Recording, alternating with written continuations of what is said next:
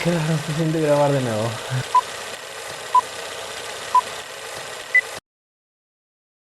Amigos, amigas, continuamos con el especial más esperado por los suscriptores de este canal y menos esperado por mi abuelita. Hoy hablamos de uno de los grupos más poderosos del país, un grupo de origen italiano altamente diversificado cuya historia está muy cercana a la del grupo Romero, a la de los gobiernos de turno y poco a poco vamos a desentrañar su historia. Hoy hablamos en Histeria del Perú del grupo Brescia. Quizá los conoces por su presencia en la banca y en los seguros, con empresas como el BBVA, Banco Continental y Seguros RIMAC Internacional. Además de estos dos sectores, este grupo está presente en otros, por ejemplo, la pesca de anchoveta, la mediana minería, hotelería e industrias varias. Para comprender cómo este grupo llegó hasta donde está, vamos a aprender su historia. Y lo primero que quiero que sepan es que este grupo, un grupo de los 12 apóstoles de la economía peruana actual, ya antes también eran parte de los 12 apóstoles. Sí, como muchos de ustedes me han comentado, la metáfora de los 12 apóstoles es un término que se comenzó a usar claramente en los años 80, más preciso durante el primer periodo del gobierno de Alan García Pérez. De los 12 que seleccionó Francisco Durán en la actualidad y que presento en esta ocasión, solo 4 grupos son los que sobrevivieron de los 80. Ya en algún momento comenté lo siguiente: cuando el gobierno de Alan García entró, entabló una especie de alianza que favorecía a 12 grupos de poder económicos asentados en el Perú. Un acto aparentemente necesario, pues las ineficientes instituciones del Estado no podían cubrir con las necesidades del país. Estos 12 apóstoles de los 80, incluyendo a los Brescia, eran una élite burguesa, como se les llamaba en esos años, a diferencia de la élite aristocrática, oligárquica, anterior al gobierno de Velasco. Menciono este panorama breve porque quiero que se entienda que las características de la élite del Perú es cambiante y ese cambio sobre todo va a estar conectado con el contexto internacional primero y con el contexto nacional después. Por ejemplo, en el mundo entero la riqueza está acumulada en pocas manos y los ricos son aún más ricos. En nuestro caso es parecido. Los dos apóstoles de hoy en día son mucho más ricos de los apóstoles de los 80. Según una evaluación presentada por John Crabtree y Durant, estos 12 apóstoles son 10 veces más ricos que los anteriores. Y un datito más que quiero que sepan antes de comenzar es que estos apóstoles que hoy conocemos van a ser otros mañana mismo, dentro de 10 años, 20 años o 30 años, porque pasará el tiempo y solo será un recuerdo de la historia. Y ahora sí, vamos a conocer la historia del grupo Brescia. Yo soy Kevin Zabaleta y esto es Histeria del Perú.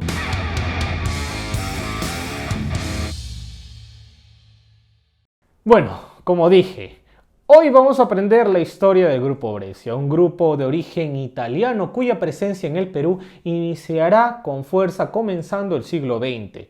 Comenzamos conociendo el origen del patriarca de este grupo, quien fue italiano, y cómo él ingresará a las élites en el Perú, sobre todo mediante la compra de haciendas y fundos.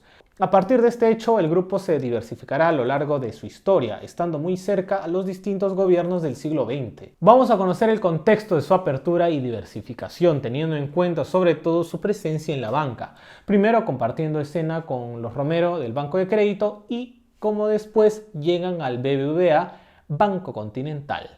3 generaciones han dirigido este grupo, comenzando con el patriarca, continuamos con la gestión de los 2 hijos y por último comentaré qué sucedió tras la muerte de ellos dos. Ahora sí, hablamos del origen de este grupo. El fundador del grupo Brescia fue Fortunato Brescia Tassano, un inmigrante italiano llegado en 1892, quien construyó su fortuna en la agricultura, sobre todo mediante la compra de fondos y haciendas en Lima y en los valles de la costa.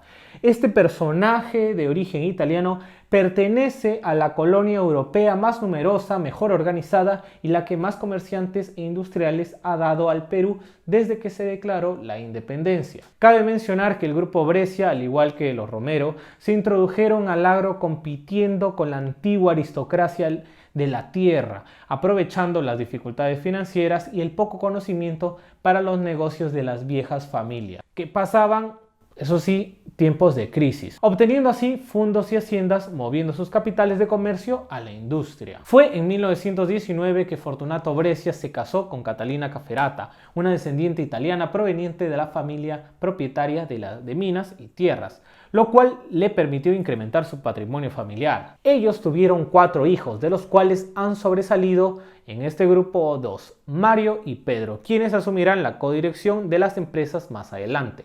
Este hecho es clave. Fortunato Brescia y sus hijos se integraron bien a las élites limeñas y a diversos grupos privilegiados del Perú, a pesar de que al inicio no tenían una gran fortuna. Ok, Fortunato Brescia era un mediano terrateniente, tenía conocimientos de comercio y agricultura y a partir de esa base formará su diversificación. Quien estudió más a detalle esta etapa de su vida fue Carlos Malpica, escritor de un famoso libro que muchos de ustedes también me lo han comentado y que es Los Dueños del Perú.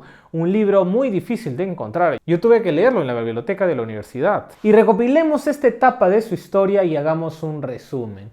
Los fondos y las haciendas que compra la familia en Lima son muchas. Recordemos que la ciudad de Lima era pequeña para inicios del siglo XX y a partir de las asociaciones, compras y herencias, ellos van a llegar a tener muchas tierras de lo que hoy son los distritos que están entre el llamado Cercado de Lima y Miraflores. En el libro de Durán van a encontrar el nombre de los fondos, por ejemplo el Fondo Limatambo, el nombre de las haciendas, la Hacienda Valverde, San Borja, por ejemplo, pero los voy a confundir así si menciono todos estos nombres porque no tengo el mapa de estos para poder exponerles. Todas estas tierras se manejaban como parte de un holding agrario entonces llamado Negociación Fortunato Brescia, la base del salto a los negocios urbanos. Y aquí algo que saben, durante el siglo XX Lima se urbaniza rápidamente.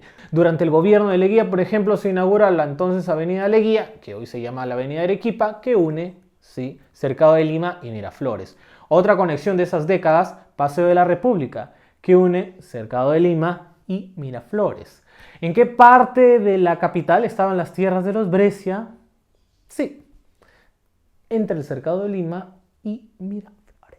Sí, estas propiedades se revalorizan y serán la base de su fortuna y gracias a esa base agrícola es que se transformarían en un grupo impulsado por el explosivo desarrollo de la capital y la necesidad de urbanizar la ciudad y con el tiempo se convirtieron en el principal grupo inmobiliario del país, diversificándose luego hacia otras actividades. El impulso del grupo ocurrió con las expropiaciones de una de sus tierras en 1940 por parte del gobierno de Manuel Prado Garteche. Estas tierras fueron parte del Fondo Limatambo, expropiadas para crear el primer aeropuerto moderno de Lima. A pesar de la inicial negativa de Fortunato, sus hijos aprovecharon la oportunidad y una vez construido el aeropuerto en 1946 invierten en urbanizar parte de las haciendas y los fondos. Años después, con Odría como presidente, Pedro Brescia inicia gestiones lobby para recuperar tierras argumentando que hubo una expropiación excesiva. Esta fue una primera señal de las gestiones exitosas del grupo y el uso de un recurso que los irá caracterizando por más de medio siglo: contactos directos con el más alto nivel. Para entonces, los dos hijos varones, Pedro y Mario, se graduaron de ingenieros agrónomos en la Universidad Agraria La Molina, sin saber que el desarrollo capitalista peruano los llevaría por otros rumbos económicos. En 1952 fallece Fortunato Brescia y sus dos hijos asumen el mandato muy jóvenes, bajo el liderazgo de Pedro, el mayor. Ambos operaron durante años en consenso y aferrándose en el cargo hasta el final. En 1953 los hermanos fundan Inversiones Breca, empresa que terminaría siendo el holding del grupo. Por cierto, me demoré en encontrar el dato, pero Breca es la contracción del apellido Brescia Cafferata. Breca. Los dos hermanos Brescia, gracias a sus mayores ingresos, aumentaron sus acciones en el entonces Banco de Crédito. En 1960 llegaron a tener 2% de las acciones, porcentaje que incrementaría a partir de 1968, lo que facilitó el desarrollo de una palanca financiera del grupo y la obtención de líneas de crédito en los Estados Unidos. En 1961 los Brescia captaron muy bien los cambios del mercado y comenzaron a diversificarse hacia la pesca de anchoveta y la fabricación de harina de pescado, llegando a ser uno de los primeros 5 productores importantes de la harina de pescado en ese entonces. En ese entonces, por cierto, la industria era liderada por Luis Banchero Rossi, considerado el magnate de la pesca, líder empresarial que los hermanos admiraban mucho. En algunas haciendas adquiridas en la costa peruana, los Breccia sembraron algodón y luego en Chincha invirtieron en una industria de comida enlatada denominada Hoja Redonda. Por entonces, antes de la reforma agraria de Velasco, los Breccia Cafferata habían formado un grupo diversificado, urbano, agrícola, pesquero y tenían importantes conexiones en el principal banco del país, el Banco de Crédito. Hacia 1967 el grupo ya tenía 7 organizadoras, 2 compañías de inversión urbana, una de construcción de edificios y comenzaron a proyectarse a las finanzas con acciones en el BCP y en la Compañía Internacional de Seguros. Esta temprana proyección a las finanzas es el segundo elemento clave de su expansión y diversificación. Antes de la reforma agraria de Velasco, tanto en Lima como en los valles cercanos, los Brecias llegaron a concentrar 7.817 hectáreas entre haciendas y fundos en el norte Chico y en Chincha. Y en Lima poseían Lima Tambo Sur, San Borja y Valverde. Todas estas propiedades serían la base de su fortuna al ser valorizados y revalorizados como terrenos urbanos, alcanzando precios gigantes, por las razones que ya comenté. Con la reforma agraria de Velasco en 1969, los Breccia perdieron la mitad de sus tierras de sembrío, pero se quedaron con las de Lima, las más valiosas. Poco después perdieron las pesqueras, pues estas fueron nacionalizadas. Sin embargo, dada su temprana diversificación y debido a las oportunidades que se les abrieron con el nuevo modelo económico velasquista, pudieron salir adelante. Al igual que los Romero, las reformas militares los obligaron a concentrarse en otros rubros sin confrontar ni guardar rencor al gobierno militar. Más bien aprovecharon el nacionalismo incrementando su paquete accionario en el Banco de Crédito y estableciendo discretas pero efectivas relaciones con los militares. Así como los Romero, ellos aprovecharon la salida de la inversión extranjera para comprar en 1977 la mina de zinc Minsur y otras minas menores. Para esa fecha, varias de sus empresas empezaron a ser manejadas por el holding Inversiones Breca. En cuestiones de textilería, adquieren progresivamente a la transnacional Duncan y Foss, el conglomerado Tejidos La Unión, grandes empresas textileras que significarían a futuro millonarias pérdidas para los Breccia, siendo el más serio revés empresarial del grupo bajo la dirección de la dupla Breccia Cafferata. En los años 80 y la apertura de mercado hizo que los textiles se vuelvan menos competitivos. Sin embargo, durante el primer gobierno de Alan García, la industria textil nacional fue protegida. Ese fue el periodo de los 12 apóstoles de los 80, en el cual los Breccia eran uno de los 12 que el gobierno convocó para realizar inversiones a cambio de enormes incentivos, pero al igual que los Romero no realizaron mayores inversiones. Es en 1980 que los Breccia, con posesión del 27% de acciones del Banco de Lima, gracias a las reformas velasquistas, intentan tomar hostilmente dicho banco. Pero a diferencia con lo que sucedió con el BCP y los Romero, este intento fue fallido. En ese contexto, aprovechando el control del BCP, los Romero y los Breccia intentaron consolidarse frente a grupos menores fuertes, pero los resultados fueron menos ventajosos para los Breccia, quienes perdieron peso junto al grupo Rafo. Entonces, el BCP desde 1990 pasó a ser dirigido de manera más autónoma por los Romero. De esta manera, el BCP a partir de 1990 fue dirigida de manera autónoma por los Romero. Si bien fallaron en aspectos de la banca durante esos años, le irá diferente en la década siguiente. En la década del Fujimorato, el grupo aprovechó las políticas de privatizaciones de Fujimori. Lo más resaltante fue la compra del Banco Continental en 1996 en asociación paritaria con el BBVA de España, fortaleciendo su presencia en el sector financiero. Si quiero conocer la historia breve del Banco Continental, puedes buscarlo en su página web. También entraron al negocio de las pensiones con la AFP Horizonte y en 1992 funcionaron Seguros RIMAC con Seguros Internacional, creando RIMAC Internacional, que se convirtió en una de las principales empresas del sector. También entraron al negocio de las pensiones con la AFP Horizonte y en 1992 fusionaron Seguros RIMAC con Seguros Internacional, creando Rimac Internacional, que se convirtió en una principal empresa de ese sector. La diversificación del grupo alcanzó niveles notables que se reforzaron por grandes compras e inversiones en el Perú y en el exterior. Una importante compra en el Perú que les permitió volver a la pesca industrial fue la adquisición de la flota de Sindicato Pesquero del Perú, con la que armaron un conglomerado pesquero en torno a Taza, su antigua planta del Callao, convirtiéndola en una planta la más grande de pescado congelado del país y convirtiéndose en el principal grupo pesquero del Perú en la última década. En pleno boom exportador de inicios del siglo XXI, los Brescia empezaron a proyectarse fuera y en 2009, mediante una nota de prensa desde Inversiones Breca, anunciaron su paso a la lógica globalizadora.